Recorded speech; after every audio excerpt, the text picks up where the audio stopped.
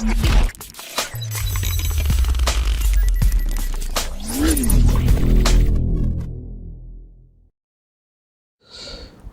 of the questions I often face that people ask me, especially since I run Mindworkzz, which is one of the popular institutions around the country, is should we prepare on my own? Should a person preparing for a management career prepare for the CAT on his own, or should he prepare through an institution?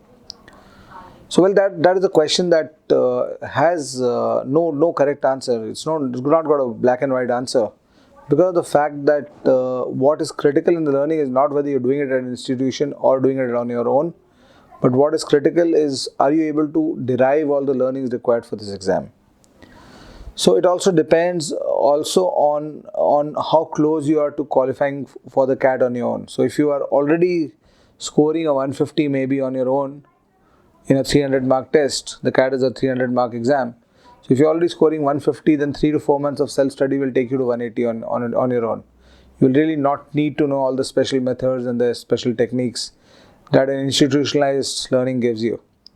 But in case you don't belong to that group, and it's quite rare normally to find people who will touch 150 on their own. So in case you don't belong to that group and you need some support, I think then the role of a good institution comes into place. And I'll qualify that when I say that I'm talking about a good institution, because it is not necessarily about brand names again. It is about the educational process being executed at that institution. So focus on, if you're trying to look for an institution, focus on trying to find out what educational process the institution is following. And you'll not get that from the counselors at that institution, because they'll always talk great about themselves. You'll typically get that from people who are studying there for 3 to 6 months. So look at the quality of the trainers who are training you, because the topics you study in CAT are very, very mundane. You'll have classes on things like averages in your exam, in your course. An average, if I look for a teacher in Delhi to teach me averages, I'll find 5 lakh teachers. But then teaching for a chapter like averages in CAT is completely different.